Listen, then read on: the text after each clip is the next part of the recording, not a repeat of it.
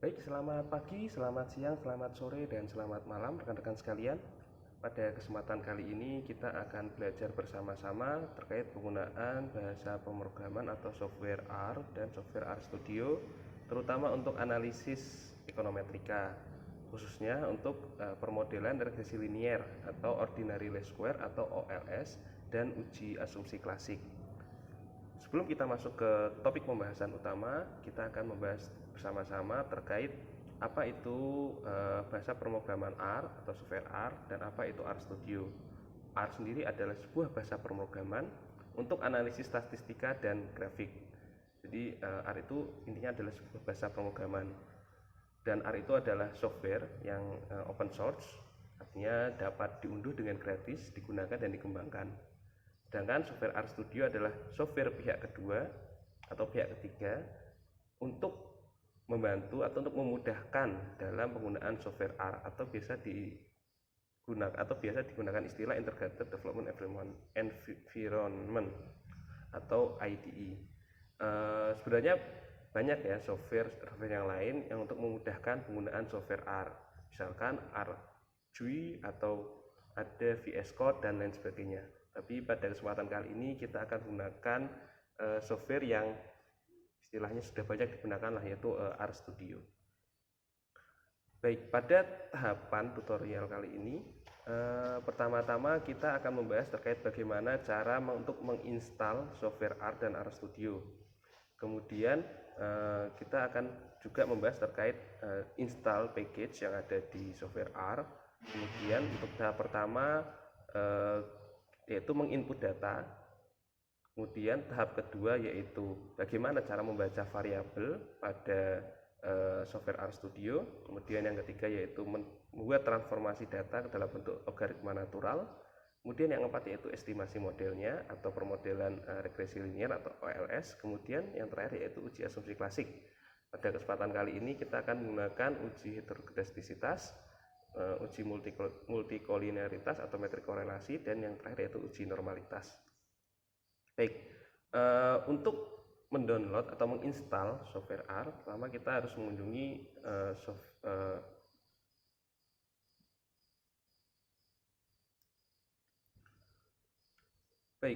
untuk menginstal software R dan R Studio, pertama-tama yang paling utama yaitu kita harus menginstal software R itu sendiri, karena software R adalah software basisnya. Kemudian tahap kedua yaitu kita menginstal R Studio, karena R Studio adalah untuk membantu mempermudah kita dalam penggunaan software R. Baik, pertama-tama kita mengunjungi situs resmi dari R itu sendiri. Ya, kita buka di browser kawan sekalian, misalkan R. Nah, kita masuk ke ini R Project. Kemudian untuk mendownloadnya kita klik di sini, kita masuk ke website Siran.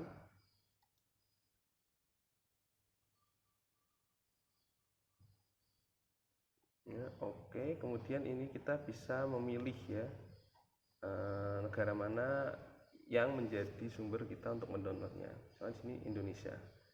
Kita download di sini. Oke, di sini kita sudah masuk ke dalam website resmi untuk mendownloadnya. Jika kawan-kawan menggunakan OS Windows, tinggal klik di sini. Ya, misalnya kita buka di tab baru. Dan kemudian tinggal menginstal ini, mengklik ini. Ya. Jika di Mac OS, ya, kawan tinggal bisa mengklik ini, bisa memilih pilihan di sini. Ya. Jika kawan-kawan menggunakan OS Linux, untuk Linux sendiri sebenarnya R itu sudah terinstall ya, artinya dia sudah terinstall secara default di softwarenya, jadi kawan-kawan tidak perlu menginstalnya lagi. Ya, oke. Setelah kawan-kawan mendownload, misalkan kita download di sini. Oke. Nah, ini yang perlu kita download di sini sekitar 79 MB. Setelah terdownload, kawan-kawan tinggal menginstalnya. Oke. Sambil menunggu, kita mencoba menginstal R Studio atau mendownload uh, softwarenya terlebih dahulu. Saya masuk ke RStudio.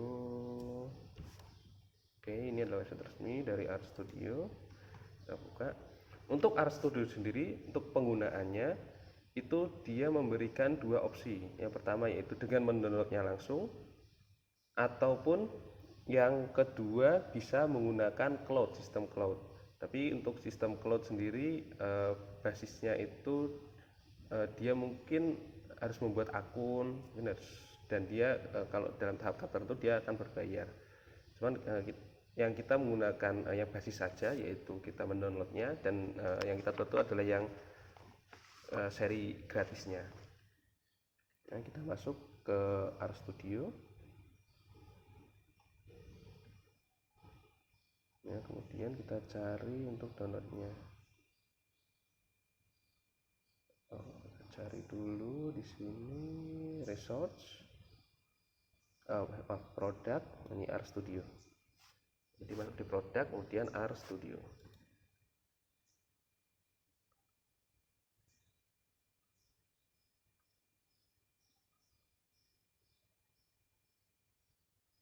Oke, setelah masuk ke halaman berikutnya, kita tinggal klik ini. Jadi kita akan menginstalnya di desktop ya, bukan, kalau ini adalah yang cloud, ini adalah desktop ya. Kita klik di sini. Dan tinggal kita download RStudio-nya. Oke. Nah, kemudian kita pilih paket yang free. Ya. Jadi banyak ya perbedaan. Ini tinggal kawan-kawan pilih apakah kawan-kawan menggunakan Mac OS atau Windows ataupun Linux ya. Misalkan kita download yang Windows. Oke, ini sedang proses download. Ya, jadi perbedaan yang free ataupun tidak itu yang paling terlihat itu adalah dia kalau yang gratis itu dia hanya single atau pemakaian tunggal atau individu, sedangkan kalau yang berbayar itu nanti dia bisa lebih melakukan kolaborasi ya kepada pengguna-pengguna lainnya. Artinya misalkan kita melakukan kolaborasi analisis, misalkan saya dengan kawan saya misalkan di kampus lain atau peneliti lain, itu nanti bisa dikolaborasikan ya. Artinya kalau saya bisa mengerjakan bagian A, saya bisa mengerjakan bagian B. Dan kalau yang gratis itu tidak bisa. Oke, kita tunggu dulu. Kita lanjutkan. Kawan-kawan perlu menginstal R dulu. Setelah terinstall, kemudian kawan-kawan perlu menginstal RStudio. Oke, ini adalah tampilan awal dari software R. Ya, ini adalah tampilan defaultnya dari software R. Ini lebih ke bahasa pemrograman, jadi tampilannya cuma hitam putih ya. Dan ini mungkin bagi kita yang tidak memiliki basis programmer mungkin akan sangat susah ya untuk penggunaan ini, dan dia cenderungnya sangat simpel ya, jadi penggunaannya itu tidak sistematis. Nah, kemudian kalau di RStudio, nah ini adalah tampilan awal dari RStudio. Jadi RStudio itu tampilannya lebih mudah, lebih enak dilihat, dan toolsnya pun juga banyak. Untuk tahap awal untuk melakukan analisis, pertama-tama kita perlu menginstal package. Jadi R sendiri menyediakan paket-paket untuk memudahkan kita dalam menjalankan perintah-perintah di R. Ya, caranya pertama-tama kita membuka file baru, script baru. Oke, kemudian kita akan menginstal beberapa package ya. Caranya kita klik di sini, install package. Nah, kalau di sini sudah terlihat langsung ya, ada sugesti perintahnya ya. Sedangkan kalau di defaultnya R itu sangat susah, jadi dia tidak ada sugesti pembantunya. Misalnya kita install, dia tidak akan muncul ya. Kalau di sini dia akan muncul install package langsung di dalam package yang akan kita gunakan untuk melakukan analisis regresi linier atau OLS dan uji asumsi klasik. Sini kita akan menggunakan beberapa package, ini cukup banyak juga. Pertama kita akan menggunakan install package stats. Kemudian yang kedua yaitu install PageGate.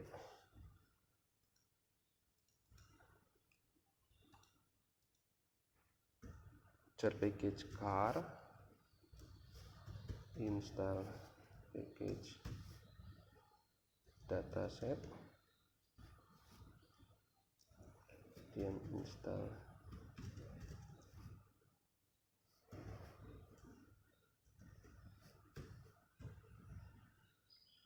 T-series,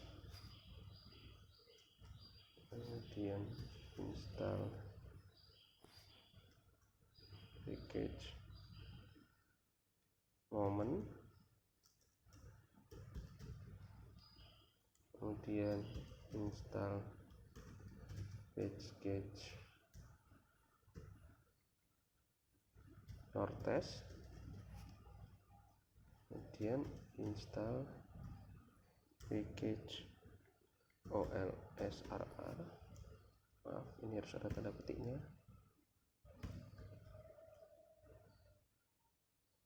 Kemudian install package LMTest. Oke, ini ada 8 package yang akan kita install. Caranya untuk menjalankan perintahnya, kawan-kawan bisa memblok semua ini. Ya, kemudian kawan bisa klik run di sini atau Control Enter, ya terserah ya. Saya di sini akan menggunakan Control Enter atau run, terserah. Control Enter. Ya. Nah, karena di sini saya sudah menginstal sebelumnya, jadi dia membutuhkan restarting ya. Ini saya klik cancel saja karena sudah menginstal sebelumnya. Bagi kawan-kawan yang belum menginstal, tinggal melanjutkan instalasi.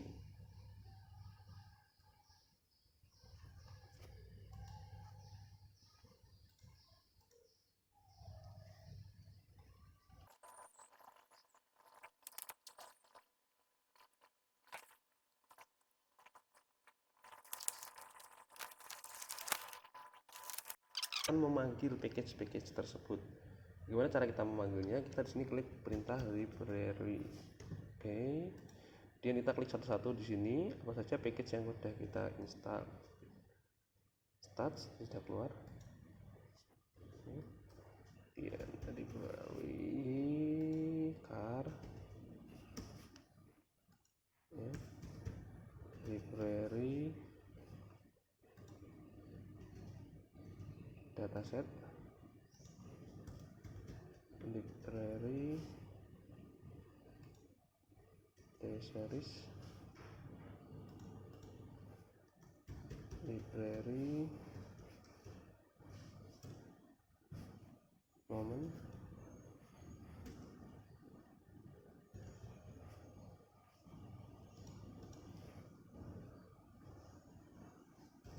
library Nortest,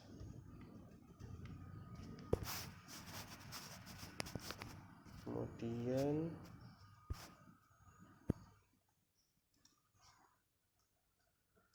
library OLSRR, kemudian library LMTest. Oke, maaf ini package yang kelima kurang S ya, moments. Oke, misalkan di sini kita kasih space, kita kasih tanda di sini bahwasanya ini adalah install library atau pemanggilan library.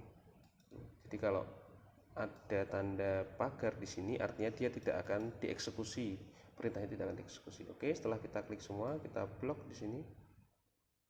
Kemudian kita klik run atau Control Enter. Oke, kita tunggu dulu. Oke, ini telah selesai. Tanda yang telah selesai adalah jika di sini bentuknya sudah tanda panah ke kanan, ini artinya dia eksekusinya telah selesai dilakukan atau eksekusi terakhir yang telah dilakukan. Oke, Untuk proses selanjutnya yaitu kita akan melakukan tahap awal. Di sini kita lihat tahap awal yaitu input data. Ya. Sebelum kita menginput data, kita harus memahami dulu bagaimana cara kita melakukan saving atau men-save data yang sudah kita tabulasi. Yang paling mainstream itu tabulasi data itu biasanya menggunakan software Excel ya atau spreadsheet. Kita akan men-save tipenya itu dengan tipe CSV. Nah, tipe CSV itu tipe yang lazim digunakan ya untuk analisis data ataupun untuk bahasa-bahasa pemrograman. Artinya dia lebih mudah dibaca oleh bahasa pemrograman. Oke, kita buka file Excel. Nah, di sini saya ada data terkait GDP per kapita dan emisi karbon di Indonesia. Jadi nanti kita akan menganalisis bagaimana pengaruh GDP terhadap emisi karbon di Indonesia. Di sini ada data tahunan, ini data di Indonesia yang bersumber dari World Bank. Oke, setelah data ini ada, kita melakukan penyimpanan dengan format CSV. Kita klik Save As, misalkan. Kemudian misalkan di sini saya tulis tutorial R. Oke, saya kasih nama tutorial R. Oke, kita save defaultnya, kita tipenya adalah CSV. Kita save. Ya, oke, datanya sudah kita save. Terserah kawan-kawan mau nge-save di lokasinya di mana.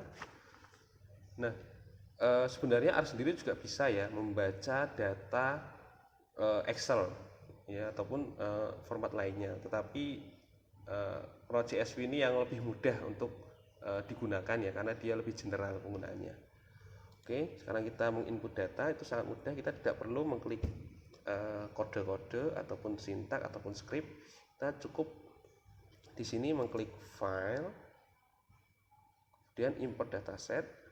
Kemudian di sini ada dua tipe, ada yang tipenya base, ada yang read R. Base ini artinya dia basis script yang ada di R. Kemudian kalau read R ini juga dia membaca softwarenya. Oke, misalkan kita menggunakan base saja. Dan kita pilih tadi foldernya kita simpan di mana, simpan di dokumen misalkan. Kemudian saya simpan di folder uji. Kemudian nanti tutorial R kita open ya. Oke, ini datanya sudah masuk. Nah, di heading ini kita klik yes.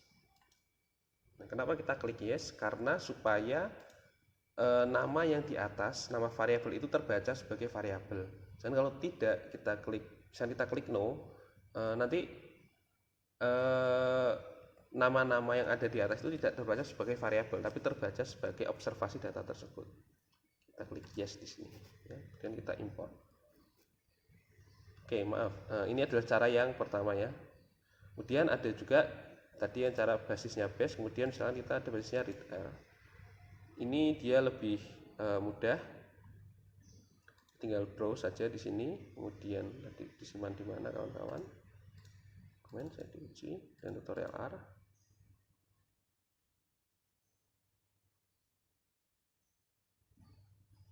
Nah, kalau read R atau read R tadi basisnya, nah ini nanti kolom paling atas itu sudah terbaca sebagai variabel, sedangkan di baris berikutnya, baris pertama itu sudah terbaca sebagai variabel, sedangkan di baris kedua itu nanti terbaca sebagai data itu sendiri.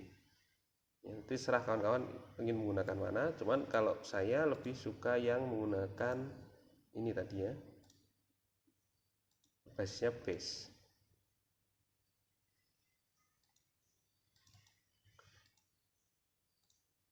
Kemudian ini header kita yeskan. Oke, import. Oke, ini adalah data yang akan kita pakai. Sudah masuk data GDP, data CO2-nya ya, sudah masuk semua. Nah, tahap selanjutnya yaitu kita akan memisahkan variabel di setiap data ini. Artinya data ini adalah terbaca sebagai data frame atau data yang ditabulasikan. Nah, kemudian kita akan membaca setiap part dari data ini sebagai sebuah variabel tersendiri, artinya dia variabelnya berdiri sendiri. Itu caranya. Kita mengklik perintah attract. Oke, kita masuk ke sini lagi ya, kita klik perintah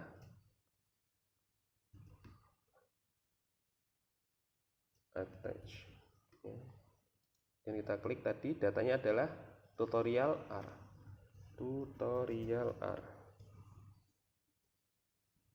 ya. Oke, dan kita klik. Oke, ini artinya dia sudah terbaca sebagai variabel yang terpisah. Setelah itu coba kita akan melihat datanya ya. Kita klik di sini, misalkan CO2. Nah, ini adalah data dari CO2 tadi. Misalnya kita akan melihat data GDP per kapita GDP cap. Kita klik enter.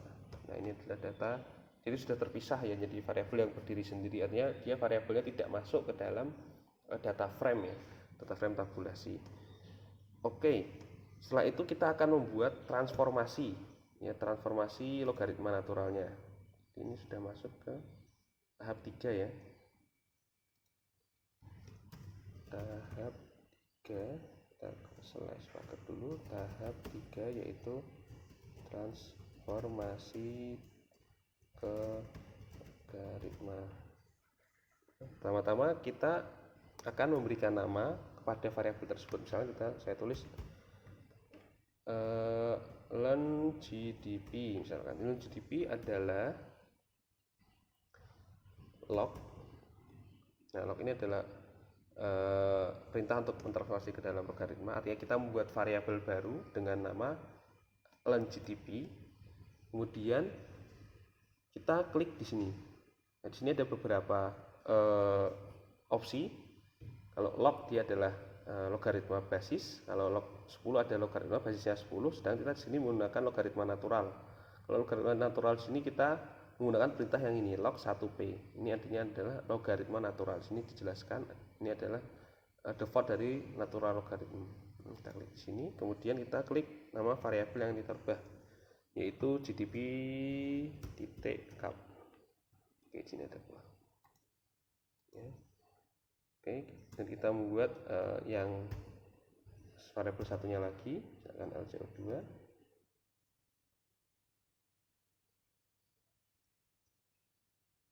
Yang kita kasih nama LNCO misalkan, sama dengan log 1p CO2. Oke, setelah itu kita tinggal memblok dua perintah ini, kita kemudian run. Nah, ini artinya kita lihat di bawah ini artinya bahwasanya dia sudah datanya sudah sukses untuk ditransformasikan, artinya perintahnya sudah benar. Kemudian kita misalkan ingin melihat datanya. Nah, ini adalah variabel GDP dan ini adalah variabel dari learn CO2. Oke, selanjutnya kita akan masuk ke tahap berikutnya karena datanya sudah tersedia. Kemudian kita akan masuk ke tahap berikutnya, yaitu estimasi model OLS. Untuk estimasi model OLS itu sangat mudah karena kita sudah menginstal package ya. Artinya di sini kita tidak perlu melakukan penghitungan secara manual. Kita di sini dibantu oleh package-package yang ada. Oke, kita masuk tahap 4, permodelan OLS. Oke, caranya itu sangat mudah. Misalkan kita perlu memberikan nama terkait kita memberikan sebuah perintah ke dalam objek yang baru. Nah, ini adalah kita pertama-tama memberikan nama objek yang baru itu. Misalkan kita beri nama data latihan, data L aja, data L. Ini data latihan. Artinya ini nama yang kita buat sendiri. Kemudian kita kasih perintah seperti ini, panah ke kiri dan minus. Kemudian kita klik di sini lm, perintahnya ini adalah perintah utamanya. Learn CO, itu adalah variabel tadi. Dan kita spasi dan kita kasih gambar awan. Ya, kemudian len GDP. Nah, ini adalah perintah untuk melakukan regresi linier atau ordinary least square. LM sendiri merupakan singkatan dari linear model. Yang sebelah kiri ini adalah variabel dependent dan sebelah kanan adalah independent. Nah, kita di sini kemudian tinggal klik run. Kita blok dulu, kita klik run. Nah, ini sudah tereksekusi ya. Nah, kemudian pertanyaan kedua, bagaimana kita melihat hasil output dari regresinya? Kita klik ini data 1, data L. Nah, ini adalah persamaan sederhananya, koefisiennya segini, min 97 ya, intercept. Ini interceptnya, dan ini adalah konstantanya, dan ini adalah koefisiennya. Dan kalau kita ingin melihat tampilan yang lebih luas lagi, kita klik di sini summary. Maaf, kita klik di sini aja.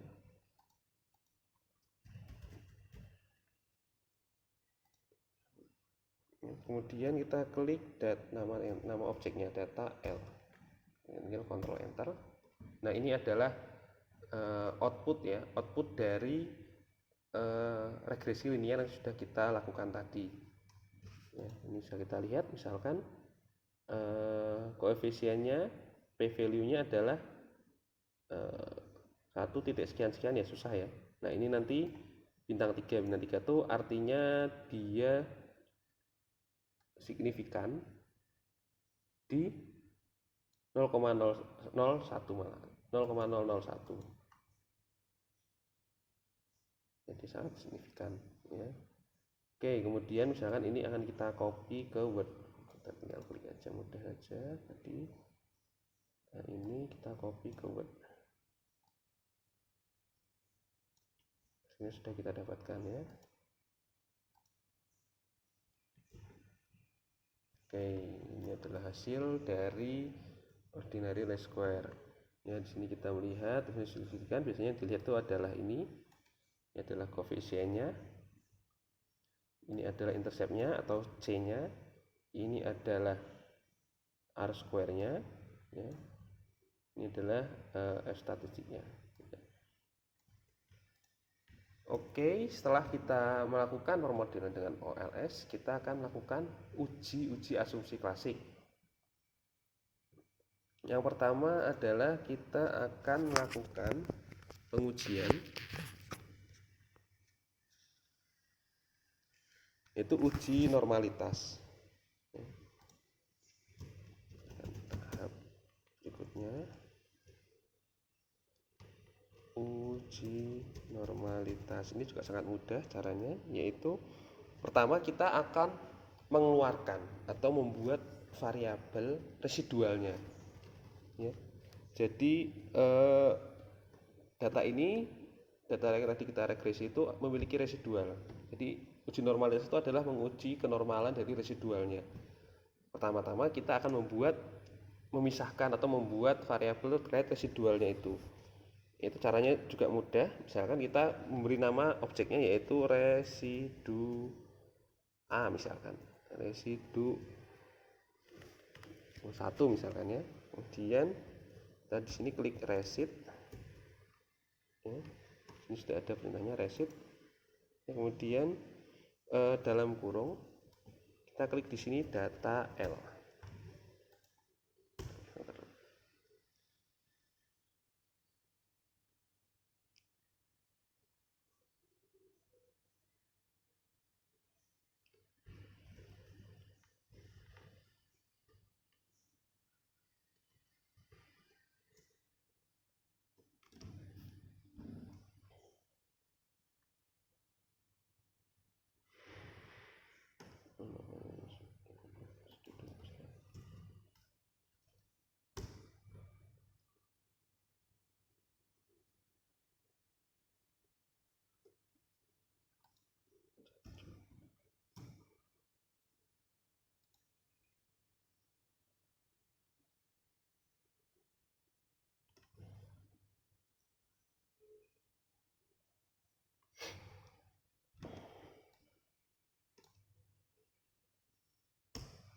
Oke, untuk tahap selanjutnya kita akan membuat Untuk tahap selanjutnya kita akan melakukan uji asumsi klasik. Untuk uji asumsi klasik yang pertama yang akan kita gunakan yaitu uji normalitas. Sebelum kita melakukan uji normalitas, pertama-tama kita akan membuat variabel baru, yaitu variabel dari residual. Dari yang tadi kita telah melakukan regresi, kemudian kita membuat variabel residualnya. Artinya residualnya kita buat variabel tersendiri atau objek tersendiri yang kemudian kita akan uji kenormalannya. Baik, untuk membuat variabel atau membuat objek dari residualnya di sini sangat mudah. Pertama-tama, oke, kita uji membuat residual. Oke, di sini kita misalkan memberikan nama residualnya adalah error 1, misalkan. Kita seperti tadi kirimin. Kemudian di sini kita klik resid, artinya residual dari data L. Ya, data L sini. Ini adalah resid dari data L adalah dijabarkan dengan nama error 1. Dan kita eksekusi, Ctrl Enter. Ya, sudah tereksekusi. Kemudian kita coba ingin melihat datanya. Oke. Nah, ini adalah residualnya ya, residual dari hasil regresi tadi. Setelah residualnya kita ketahui, kemudian kita akan melakukan uji normalitasnya. Ini juga sangat mudah. Kita akan membuat histogramnya dengan cara his. Ya, kemudian kita klik tadi error 1. Tinggal klik Ctrl Enter. Nah, ini adalah histogram dari error 1 atau kenormalannya. Artinya datanya dia tidak berbentuk normal ya, di sini residualnya ya. Oke, kemudian kita akan melihat nilai-nilainya. Itu misalnya kita melihat nilai jar Koeberanya. Jar Koebera tes. Ya, error 1. Oke, ini adalah nilai jar Koeberanya. Nah, di sini p-value-nya di atas 0,1 atau 0,05. Artinya dia tidak normal datanya. Kemudian kita juga bisa menggunakan metode lain, misalkan Shapiro test misalkan ya.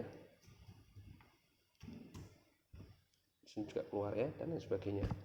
Oke, ini uji normalisasinya sudah kita lakukan.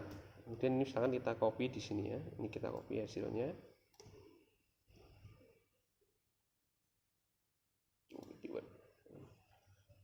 Uji normalitas. Ini kita kontrol. Oke, kemudian kita akan melakukan pengujian yang selanjutnya, yaitu uji heteroskedastisitas. Ya, caranya sangat mudah.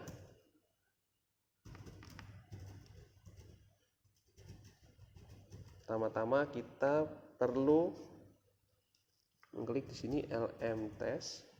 Ya, ini adalah bagian ya, artinya ini adalah package ya dari ini LM test ini. Ya. Jadi kita tidak perlu membuat formula baru, di sini sudah package-nya, jadi memudahkan kita. Kemudian misalkan di sini kita ingin menggunakan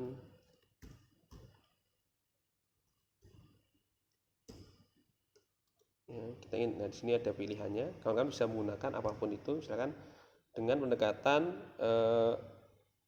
BG atau Brauch Godfrey ya, misalkan, atau BP ya, Burj Pagan misalkan. Kemudian ada DB, Durbin Watson, ya, Harv atau Harvey, terus HMC, Harvey Collier, ya masih banyak di sini ya, ada LR-TAS dan lain sebagainya ya. Artinya dia variannya lebih banyak, untuk metode-metodenya lebih banyak. Misalnya kita ingin menggunakan BG test, kemudian kita klik di sini data tadi ya, data regresinya, data L. Nah, ini adalah hasil dari BG test. Kemudian misalkan kita ingin menggunakan pengujian lain, misalkan pengujian lain dong. Oke, ini pengujian lainnya misalkan BP test misalkan ya. Ini misalkan bisa. Ini adalah hasil-hasilnya ya. dia dari beberapa hasil ini intinya sama, yaitu P value-nya itu segini. Ya, dia signifikan, artinya datanya tidak heteros.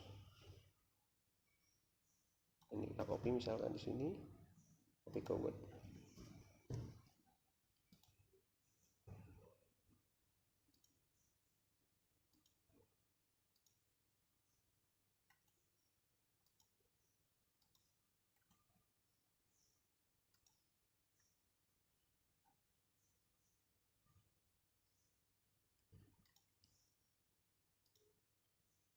Oke, maaf kita copy satu-satu ya di sini ya.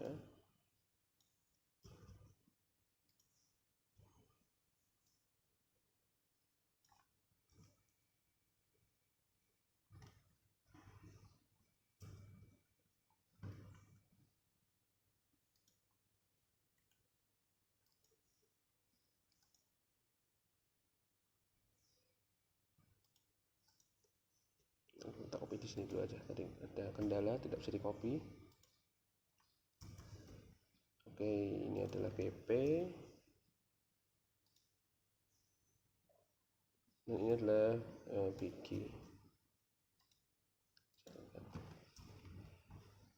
Ini adalah uji heteros. Uji heteroskedastisitas ya, biasanya dibaca ini adalah P value-nya ya. Oke, setelah kita melakukan uji heteroskedastisitas, kita selanjutnya melihat metrik korelasinya. Ya. Oke, di sini juga sangat-sangat mudah. Jadi kalau misalkan kawan-kawan ingin menambahkan metode-metode yang lain dalam analisis kawan-kawan, bisa dia nanti tinggal diklik misalkan tesnya apa G, apa BP, apa W dan lain sebagainya. Oke, kemudian ini kita melakukan uji metrik correlation. Caranya juga sangat-sangat mudah. Kita di sini tinggal mengklik atau menuliskan perintah. Di sini kita perlu membuat objek baru berupa data frame dari kedua variabel tadi. Yaitu kita misalkan memberikan nama objek di sini. Oke, membuat data frame-nya lebih dahulu untuk memudahkan kita ya. Misalnya kita di sini tulis data coba, kemudian kita di sini data frame, langsung kita klik tadi len GDP dan len CO2. Kita eksekusi, Ctrl Enter. Nah, ini sudah ada data frame-nya. Kita lihat data coba. Nah, ini adalah data frame-nya. Dia ini terbaca sebagai data frame. Ini dia di-frame-kan di sini. Ya. Kemudian kita akan lakukan metrik korelasinya. Metrik correlation-nya itu dengan cara kita tulis perintah core. Ya, ini adalah core tadi. Tadi yang sudah kita klik di sini package-nya. Kemudian kita klik data coba. Oke, kita klik kontak eksekusi. Nah, ini adalah metrik korelasinya. Artinya korelasi antara GDP ke len CO2 itu sebesar 0,94 atau 94% ya. Oke, ini misalkan ini kita copy Word. Nah, ini oke, sudah kita copy ya. Oke, sekian. Terima kasih. Jika ada kendala atau komentar-komentar, kawan-kawan bisa mencantumkan di kolom komentar. Terima kasih. Selamat malam.